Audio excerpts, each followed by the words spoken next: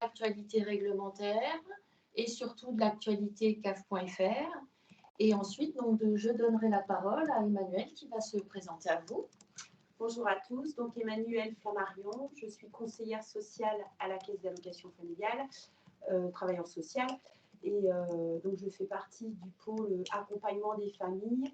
Et la séparation est une offre de service de travail social et pour laquelle nous sommes missionnés et nous intervenons. Et donc je déclinerai un petit peu l'offre de service, le parcours séparation au sein de la Caisse d'allocation familiale. Donc on vous a préparé un petit diaporama.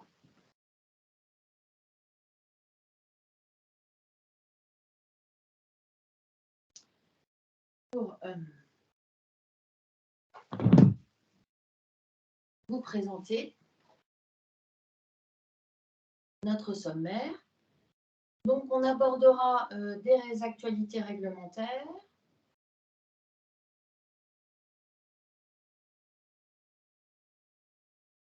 Alors on attend, normalement vous devriez pouvoir donc le visualiser.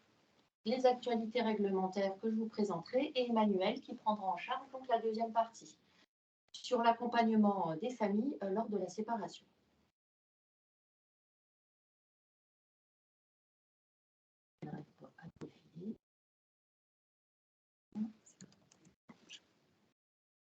Alors, au niveau de l'actualité, nous avons une petite vidéo à vous présenter sur la prime d'activité qui est très bien faite parce qu'elle est très courte. Donc, on pense que les gens la regarderont. Une autre vidéo sur l'assistante maternelle. Donc, on a décidé de faire un focus sur le métier d'assistante maternelle avec 2 assistantes maternelles de la Haute-Marne. On vous fera un petit rappel sur comment transmettre un document à la CAF et notamment par voie dématérialisée. Nous sommes au mois de mars, donc nous allons commencer à parler des vacances. Nous vous parlerons des promeneurs du net, qui est déjà quelque chose qui existe déjà. Mais par contre, une nouveauté, c'est le site qui a été créé par le gouvernement, jeprotègemonenfant.gouv.fr. La semaine de la petite enfance qui va débuter la semaine prochaine, on vous en parlera. Il y a une procédure qui avait été mise en place, enfin, un dispositif sur les 1000 premiers jours de l'enfant qui va arriver à sa date anniversaire, donc on vous en parlera. Et puis on va vous faire un rappel, c'est pour les ALSH, les structures, de bien déclarer le prévisionnel. Nous avons aussi une nouvelle offre de service pour les tuteurs, on vous en parlera, et on terminera par le calendrier sur les prochaines rencontres.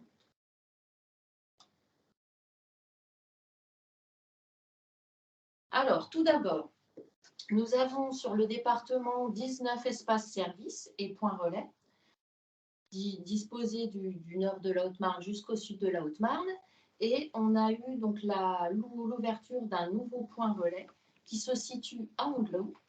Donc, ce point relais, il est à Ondelot, 87 rue de la division du Général Leclerc, et il est ouvert depuis le 14 février 2023. Donc, la CAF, ainsi que les autres partenaires, CEPAM, Pôle emploi, ont dispensé une formation aux agents qui accueillent sur ce point relais.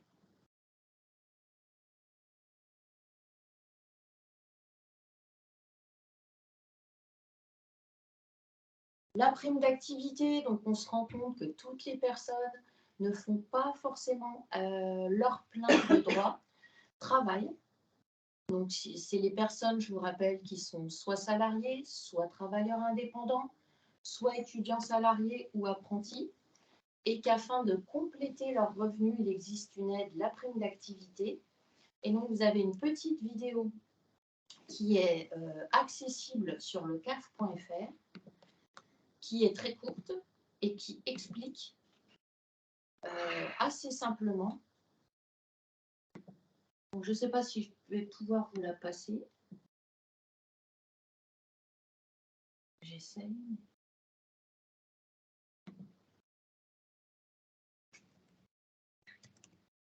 Enfin, j'essaie de la lancer, mais Alors, Oui, ça lance. Internet.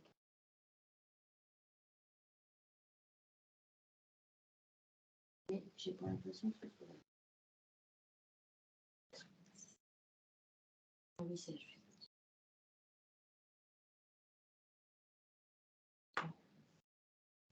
Est-ce que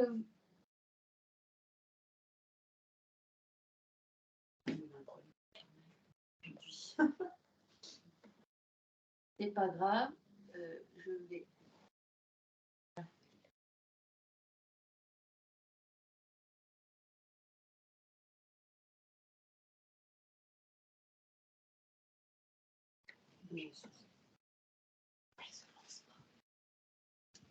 On a un petit souci avec la vidéo.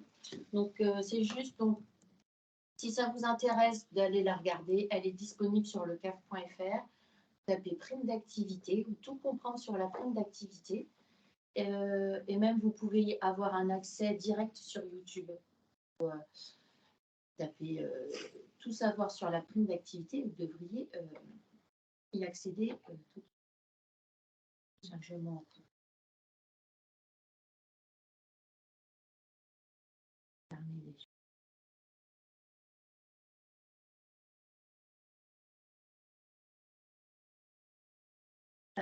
J'arrive pas, je suis bloquée sur le diapo.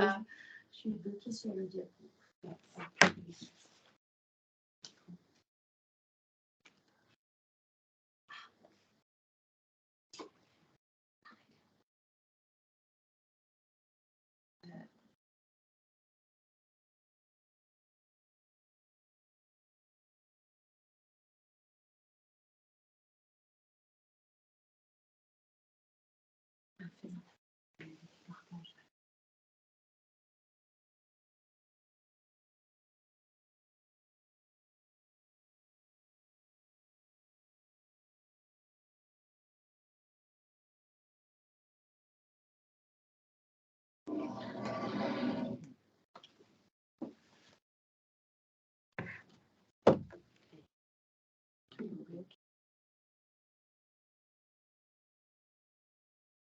C'est bon.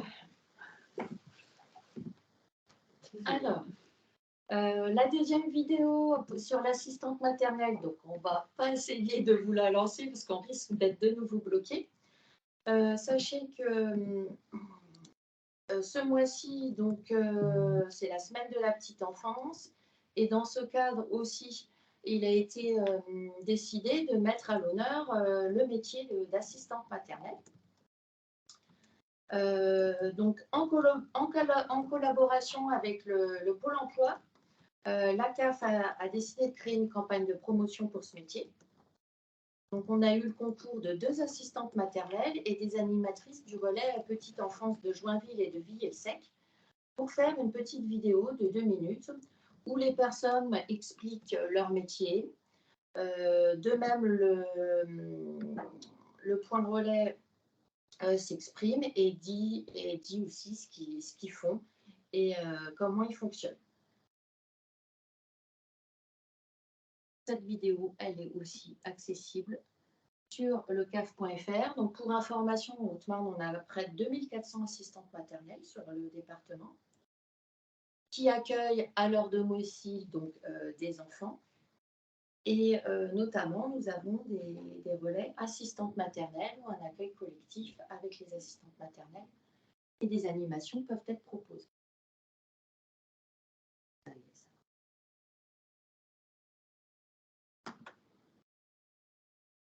Donc, la vidéo d'assistante maternelle, elle est accessible sur lecaf.fr.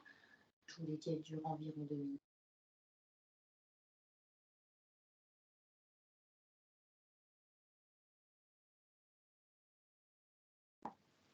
Maintenant, on passe à un tout autre sujet. On revient plus sur l'allocataire et la transmission des documents à la CAF.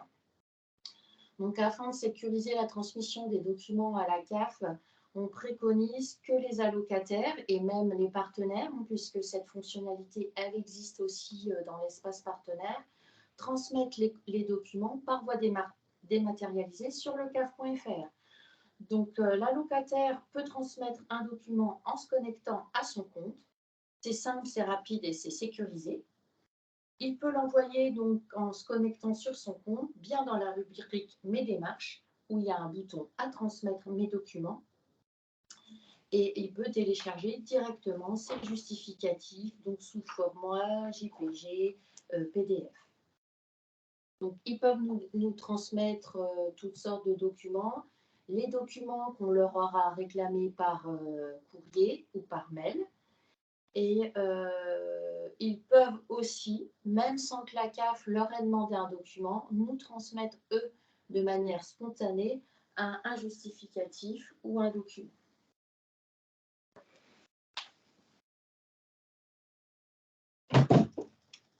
Donc, on vous remet un slide sur comment transmettre un document sur lecaf.fr. Sachez aussi que ce document, enfin, cette application de transmettre un document est accessible sur l'appli mobile, qui est très utile pour les allocataires qui ont un smartphone, qui peuvent prendre en photo leurs documents et nous les télécharger, toujours en se connectant à leur compte, leur démarche, et transmettre un document. Alors, comme je vous l'ai dit tout à l'heure, nous sommes au mois de mars, l'hiver se termine et on commence à penser aux vacances. Donc, nous sommes sur la campagne aide aux vacances 2023.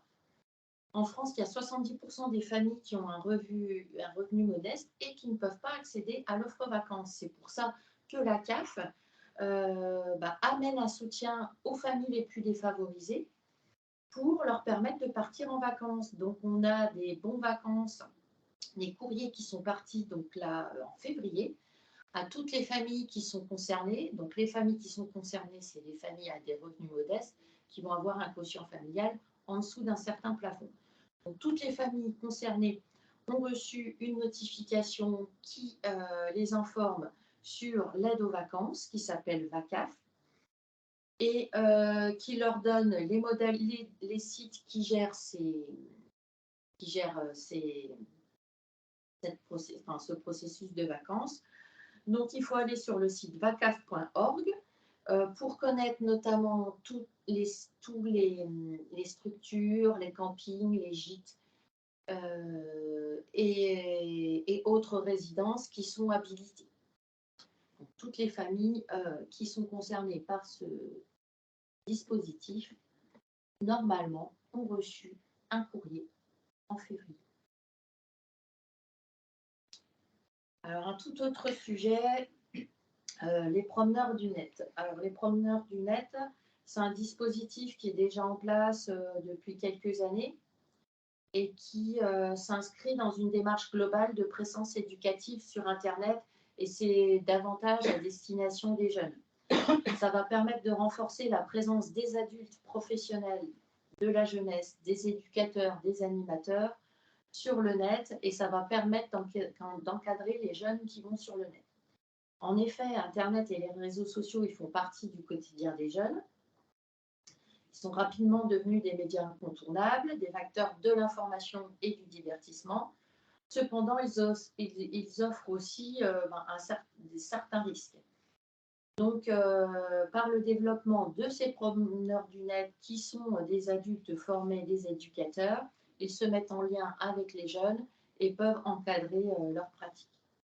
Donc, vous avez sur la carte de la Haute-Marne où se situent les promeneurs du net. Donc, vous en avez sur Saint-Dizier, Joinville, Chaumont, Langres, Longeau et Izôme, avec leurs références. Et vous avez aussi un Facebook sur les promeneurs du net.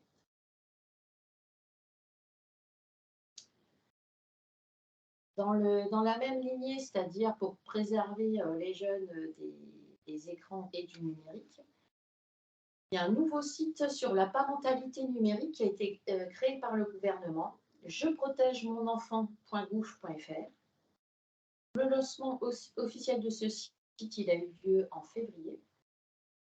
La CNAF, elle se mobilise aux côtés du ministère des Solidarités et de la Santé donc pour promouvoir ce site, qui est un site destiné à un usage raisonné des écrans pour les enfants et les jeunes. Donc, ce site il vise à sensibiliser les parents sur l'exposition des enfants aux écrans et sur l'impact sur leur développement. Il facilite aussi le recours aux outils permettant de filtrer les contenus inappropriés pour les mineurs et limiter le temps d'écran. Et il est là aussi pour faciliter le dialogue entre les parents et les enfants en centralisant les ressources sur le sujet. Donc, ce site, c'est vraiment à l'attention des parents qu'il ne s'agit pas d'interdire l'usage des écrans aux enfants, mais il est là pour donner des conseils et surtout donner des conseils aux parents et comment ils peuvent encadrer l'usage de leurs enfants dans l'utilisation des écrans, le sécuriser au maximum et il donne pas mal de conseils.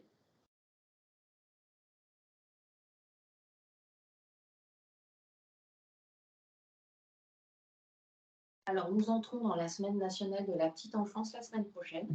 Elle va se dérouler du 18 au 25 mars autour du thème Pop, explorer l'extraordinaire dans le quotidien. Alors, donc, quand est-ce? C'est du 18 au 25 mars. Qui sont les personnes concernées? C'est les professionnels qui travaillent autour de l'enfance, les enfants et bien sûr les parents. Donc, ce sont les établissements d'accueil du jeune enfant, les relais petite enfance, les lieux d'accueil enfants-parents, les centres sociaux, les PMI, les lieux culturels et artistiques, les villes et les communautés de communes, les assistantes maternelles. Donc, toutes ces personnes-là ont été avisées, notifiées qu'il y avait la semaine de la petite enfance. Et donc, elles avaient le choix de pouvoir s'inscrire et de recevoir gratuitement une boîte pédagogique pour aider à mettre en place des ateliers d'éveil à l'attention des enfants, des parents et des professionnels. Donc, toutes ces structures ont été contactées et se sont inscrites et vont proposer des animations pendant cette semaine de la petite enfance.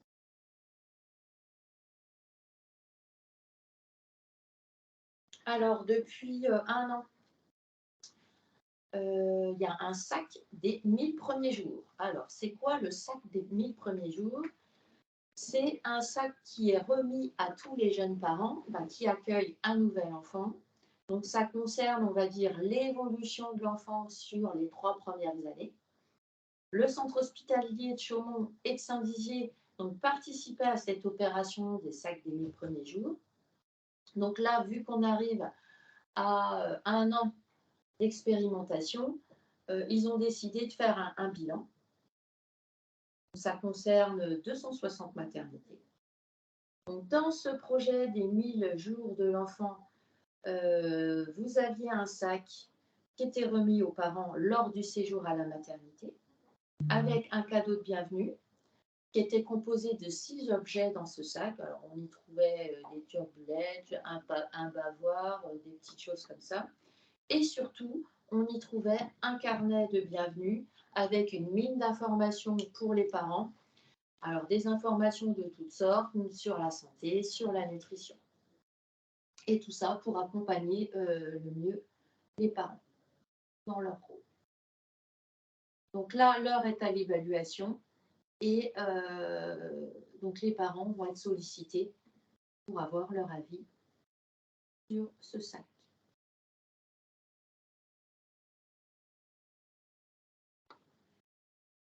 Alors, un petit rappel pour les ALSH, donc les structures, afin de prétendre au financement de la branche famille au titre des prestations de services ALSH et de la majoration sur fonds locaux de la CAF 52, donc les structures qui sont concernées savent de quoi je parle. Et il vous est rappelé l'obligation de déclarer vos périodes de fonctionnement des accueils de loisirs auprès des services de l'État. Donc, on vous a remis l'adresse, la DSDN de la Haute-Marne, donc 21 boulevard Gambetta à Chaumont. Ne pas hésiter à les contacter directement pour toute question. Je terminerai sur l'offre aux tuteurs. Donc, depuis la fin de l'année 2022, nous avons une nouvelle offre pour les tuteurs qui suivent leurs protégés.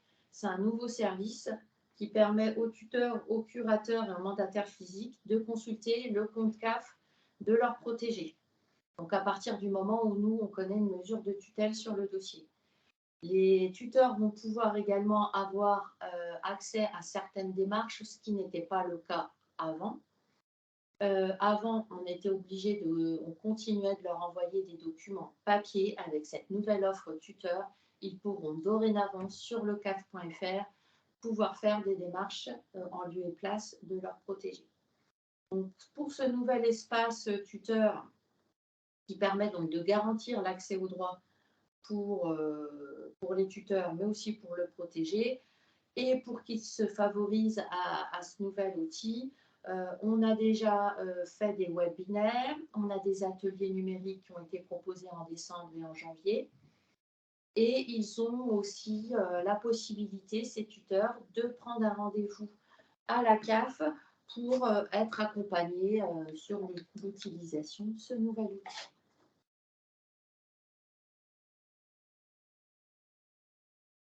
Donc, avant de donner la parole à Emmanuel, donc les prochaines rencontres, alors on a mis séance par an après la séparation, donc c'était le vendredi 3 mars, donc elle a été effectuée. On a eu 9 participants. Et les prochains rendez-vous, donc ce sera un atelier numérique CAF-CEPAM à Saint-Dizier, qui est prévu mardi 14 mars à 17h à notre nouvelle antenne à Saint-Dizier qui se trouve rue du Brigadier Albert. On va proposer ce même atelier numérique sur notre accueil de Chaumont le jeudi 23 mars à 17h. Et notre prochain webinaire en direction des partenaires est prévu pour le 14 avril, toujours à la même heure, à 10h30. Donc maintenant, je laisse la parole à ma collègue qui va vous parler de l'accompagnement des familles lors d'une séparation. Voilà, donc je reprends la parole avec cet accompagnement qui est diligenté donc, par la CAF et l'ensemble des CAF de France. Nombreuses donc sont les préoccupations des familles en cas de séparation parce qu'il y a de nombreuses démarches administratives, il y a tout le volet financier, l'éducation des enfants, la résidence alternée, les relations ou éventuellement les conflits qui sont à gérer avec l'autre parent. Eh bien, pour toutes ces difficultés, la CAF est présente pour répondre donc à ces besoins. Alors, j'avais une petite vidéo mais, à vous passer, mais on ne va pas tenter le diable parce que c'est trop laborieux aujourd'hui. Donc, depuis 2021, effectivement, donc la branche famille a souhaité développer un premier parcours usager, donc en lien avec l'évolution des formes des familles. Donc, en lien aussi, donc, effectivement, l'augmentation des séparations et des divorces. Et donc, on apporte un soutien financier, un maintien, on essaye d'apporter un maintien du lien parent-enfant et on essaye de prévenir l'isolement de ces familles. Et puis également, donc, un accompagnement qui tend à pas se généraliser, mais sur des situations de violence conjugale. On est de plus en plus sollicité.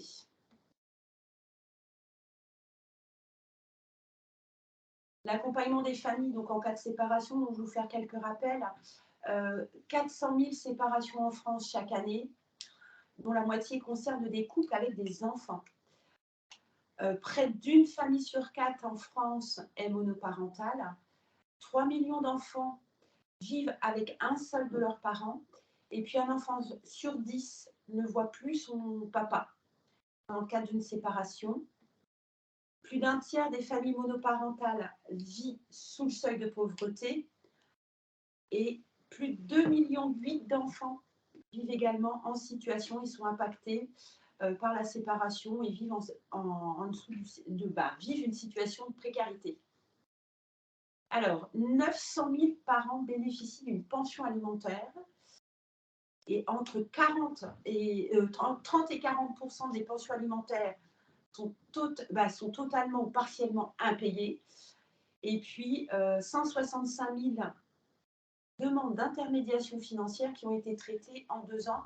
Et ce chiffre ne fait qu'augmenter et je vous réexpliquerai pourquoi. Donc, l'accompagnement des familles en cas de séparation à la CAF, en premier lieu, c'est le versement de prestations financières auprès des allocataires. Voilà, il y a une prise en compte donc, de la monoparentalité, donc, où on réajuste la situation économique et financière de la personne avec l'ouverture de droits qui est adaptée à la situation.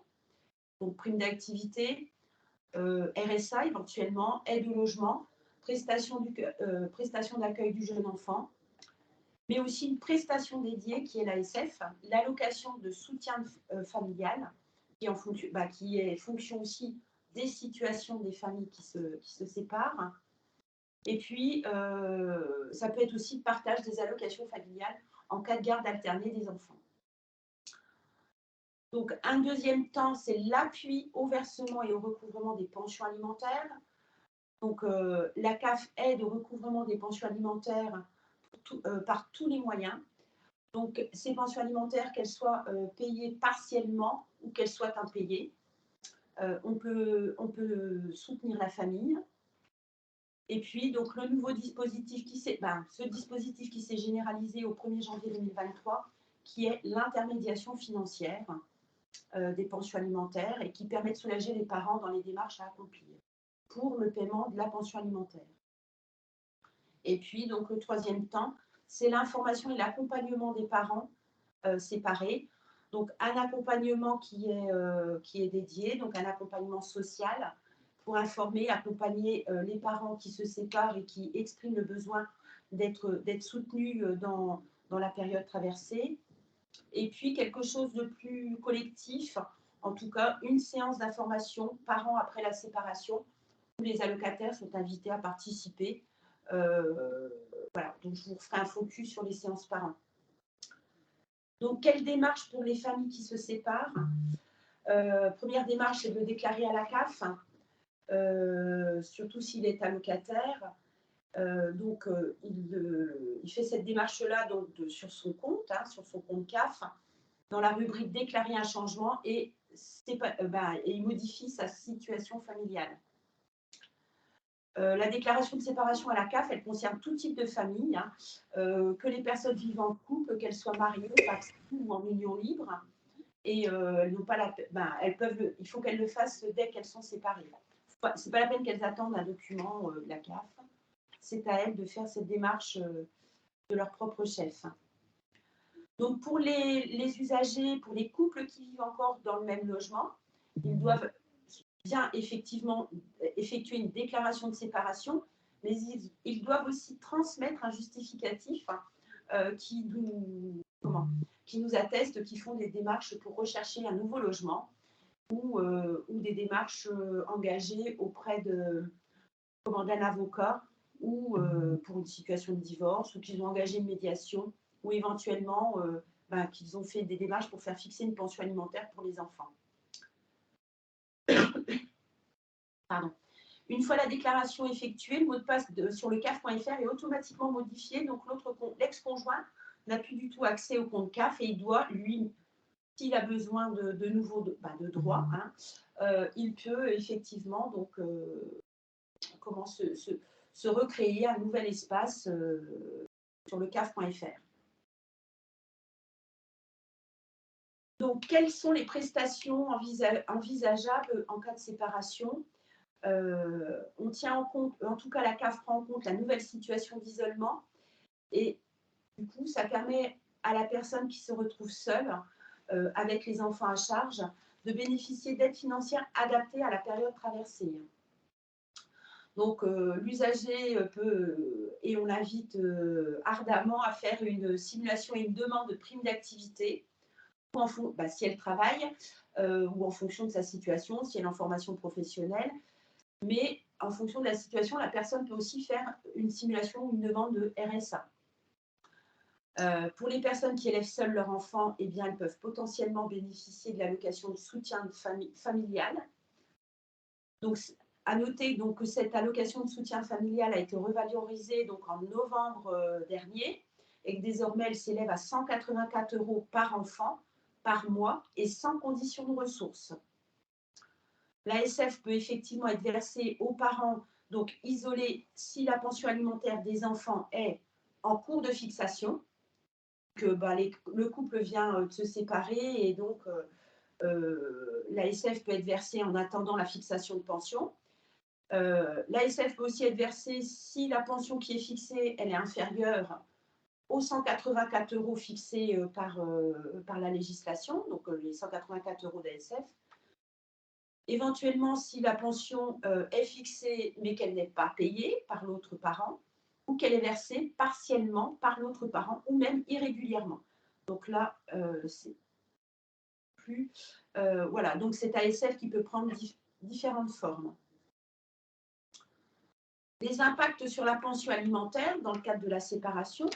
Eh bien, pour estimer le montant d'une pension alimentaire et effectuer les démarches en ce sens, les familles sont invitées à se connecter donc, au site du service public, pensionalimentaire.caf.fr, où là, effectivement, donc, vont accéder à tout un tas d'informations et faire une estimation de la pension alimentaire qui, peut être, qui sera fixée par le magistrat.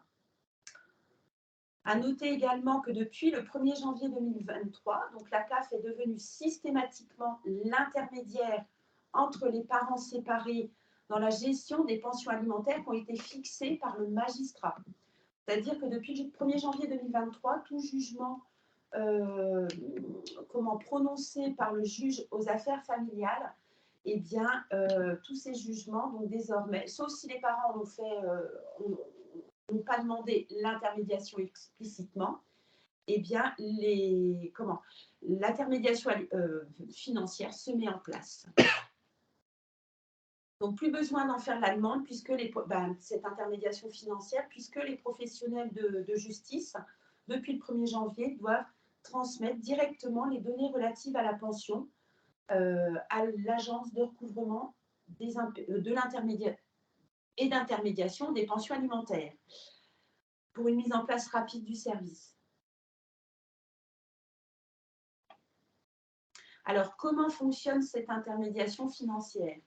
Eh bien, pour le parent qui doit verser la pension, il doit effectuer tous les mois le paiement à la CAF et non à l'ex-conjoint. C'est alors la CAF qui prend le relais en versant directement la pension alimentaire à l'autre parent, et ça dans l'intérêt des enfants. Le service est gratuit pour chaque parent et il a l'avantage de prévenir des risques des impayés de pension alimentaire, que la pension soit payée partiellement ou irrégulièrement. Donc, chaque mois, le versement de la pension alimentaire est sécurisé, puisque le parent qui doit verser cette pension la verse à la CAF et la CAF va la reverser au parent qui doit la recevoir. Donc, d'autre part, systématiquement, la revalorisation des pensions au 1er janvier de chaque année est automatique. Et ça permet, et ça c'est essentiel, ça prévient et ça évite les tensions qu'il pourrait y avoir entre les ex-conjoints, et ça facilite ainsi l'éducation et le développement des enfants. Ça évite ainsi que les parents se déchirent pour des pensions alimentaires ou une pension qui ne serait pas versée ou qu'il faudrait que l'autre parent réclame systématiquement. Donc, suite à l'enregistrement du jugement par les professionnels de justice, eh bien, la CAF, elle prend directement contact avec les parents pour mettre en œuvre l'intermédiation. Les situations qui sont concernées par l'intermédiation, le service est automatique et la mise en place de l'intermédiation s'effectue pour les situations suivantes. Alors, un divorce prononcé devant le juge, ou divorce par consentement mutuel signé par un avocat et déposé auprès d'un notaire. L'intermédiation fonctionne aussi pour une convention parentale qui aura été homologuée par le juge aux affaires familiales. Cela fonctionne également dans le cadre d'un titre exécutoire qui a été délivré par l'agence de recouvrement des impayés de pension alimentaire. Également dans le cadre d'accords amiables qui sont signés par un avocat et rendus exécutoires par le magistrat. Et dans le cadre d'une ordonnance de protection, d'une ordonnance d'orientation, une ordonnance fixant des mesures provisoires. Donc ça, ce sont des ordonnances qui sont fixées par le magistrat dans le cadre de situations où il y a des décisions qui sont prises assez rapidement par le juge aux affaires familiales. La seule condition pour en bénéficier, c'est que le montant de la pension alimentaire soit fixé dans le titre exécutoire. Donc, pour rappel, un jugement est un titre exécutoire. Pour les jugements qui sont intérieurs à 2023, eh bien, c'est à l'allocataire de faire cette demande sur le CAF.fr et il va dans la rubrique « Simuler ou demander une prestation » et il pourra, dans le cadre de la demande d'ASF, là, il y a cette demande d'intermédiation financière. Voilà, et il remplit cette demande et ensuite, les services de la CAF prendront contact avec eux.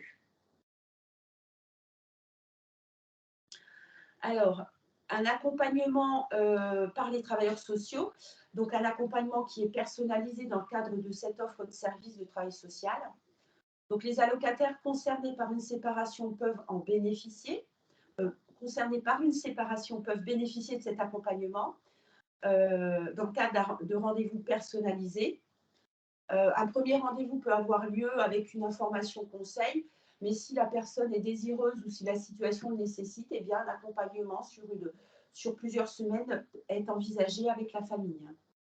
La finalité de cet accompagnement est de favoriser l'accès aux droits communs pour les deux parents dans l'intérêt de l'enfant, parce qu'effectivement, donc je précise bien les deux parents, puisque s'agissant des enfants, il est important aussi de rappeler que l'autre parent, même s'il n'est plus allocataire, peut aussi avoir tout un questionnement au travers de l'accueil et de l'accompagnement de ses enfants lors des temps où il a l'enfant ou lorsque ce sont des vacances ou des week-ends, mais aussi dans le cadre de la garde alternée.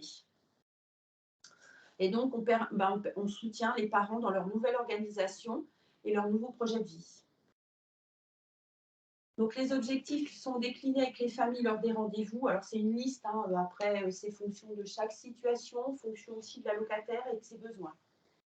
Donc, un point est fait sur l'ensemble des droits CAF si l'allocataire n'a pas été reçu par un collègue technicien conseil. Il y a une ouverture, une actualisation des droits. On aborde tout ce qui est organisation de la vie quotidienne avec les enfants, le travail, le logement, le nouveau budget, les modes de garde. On active des aides financières en fonction éventuellement de la situation, soit une sollicitation auprès du Fonds de solidarité logement, mais aussi donc des aides CAF qui sont en tout cas mobilisables en fonction de la situation de la personne. On accompagne les familles dans le cadre des démarches sur les procédures juridiques, tout ce qui aborde la pension alimentaire, on les oriente éventuellement vers la médiation familiale, les accords parentaux, mais aussi vers un avocat en fonction de la situation, pour saisir le juge aux affaires familiales. On informe sur les nouveaux services, donc de l'intermédiation financière et le fonctionnement de l'agence de recouvrement des impayés de pension alimentaire. On informe également sur les professionnels et les organismes. On oriente aussi en fonction des situations vers le CIDFF ou l'ADAGE, mais aussi vers la médiation familiale. Et puis, on apporte aussi un temps d'écoute en fonction des situations et des difficultés vécues par le ou les parents. Alors, les familles qui sont allocataires CAF sont contactées par les travailleurs sociaux dès lors que leur situation est enregistrée auprès de la CAF et que des enfants sont bien sûr à charge de leur dossier. Les familles, elles peuvent également aussi nous être orientées par les travailleurs sociaux des organismes partenaires. Ça peut être le conseil départemental, ça peut être les services d'aide à domicile, les intervenants sociaux en gendarmerie. C'est assez vaste. Mais les familles sont aussi orientées par nos collègues techniciens conseils qui, en fonction, voient si une situation peut relever ou on peut tenter d'accompagner la personne par rapport à ce qu'elle vit. Voilà. Et puis, donc désormais, là, je vais vous faire un focus sur les séances d'information parents après la séparation, puisque ça, c'est aussi un levier. C'est un dispositif donc, que la CAF de la Haute-Marne met en œuvre depuis 2015. Et dans le cadre donc, des accompagnements qu'on réalise auprès des familles, eh bien, on leur propose de participer donc, à une séance parents après la séparation. Donc, ces séances, elles sont proposées par la CAF de la Haute-Marne en partenariat donc, avec l'UDAF, le CIDFF et la MSA Sud-Champagne. Ces séances sont gratuites et ouvertes à tous. Et elles s'adressent principalement donc, à tous les parents qui sont en cours de séparation, qui sont séparés, divorcés, ou éventuellement qui continuent de rencontrer, de vivre des tensions au sein de la relation, de leur relation parentale, donc avec l'autre conjoint. Mais ces séances-là, elles sont aussi ouvertes à tout public ou toute personne confrontée de près ou de loin. C'est vrai qu'on a déjà eu des fois des grands-parents qui venaient un petit peu rechercher une information pour leurs enfants. Donc, ces séances sont animées par un juriste, un travailleur social et une médiatrice familiale. Et puis, donc, les aspects sociaux, psychologiques de la séparation sont abordés, de même que les réactions et les besoins des enfants en fonction de leur âge. Donc, on décline également les impacts juridiques de la séparation, tout ce qui a trait à autorité parentale, résidence de l'enfant, pension alimentaire. On aborde également les modes et les résolutions des conflits avec, on décline ce qu'apporte la médiation familiale dans le cadre d'une séparation. Et puis, en fonction de la situation vécue, eh bien, on décline les lieux d'information, plus généralement, où les parents peuvent faire appel pour les accompagner. Donc en 2023, donc, 3 séances sont programmées, donc une qui a déjà eu lieu, voilà, donc à l'UDAF à Chaumont avec 9 participants. Les 2 prochaines, donc le 5 juin à Saint-Dizier à l'UDAF, le 29 septembre au centre social la maison de quartier à Langres. Et puis, il y aura effectivement donc, cette année un webinaire, puisque ces 3 dernières années, ces 3 dernières années, donc on avait remis en place des webinaires en raison de l'épidémie. Voilà la situation. Voilà. Et donc, des outils pour s'informer. Donc, le site, je vous le rappelle, le site pensionalimentaire.caf.fr qui vraiment peut vous apporter et apporter aux parents des informations sur la séparation et tout ce qu'on vient d'aborder. Il y a également un numéro d'appel téléphonique unique, le 3238, et également le site caf.fr, donc il y a tout un onglet je ne sais pas, donc qui est disponible, voilà, pour que les parents puissent connaître l'ensemble des offres qu'on peut leur proposer. Voilà. Voilà donc tout ce qui concernait donc le parcours séparation qui est décliné donc en CAF Haute-Marne. Voilà, donc on tient à vous remercier. Donc, vous savez que votre avis nous intéresse toujours. Donc, à l'issue du webinaire, une enquête vous sera transmise par mail. Voilà, vous pouvez bien sûr, et on vous remercie de la compléter pour évaluer l'opportunité des prochains webinaires. Donc, n'hésitez pas à remplir ce questionnaire. On vous remercie. Et est-ce que vous auriez des questions? Est-ce que certains ont des questions?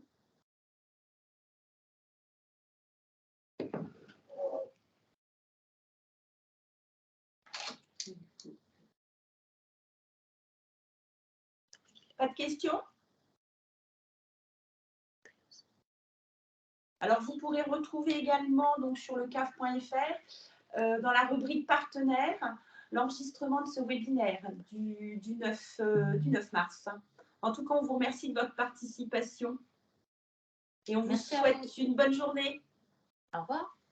Au revoir.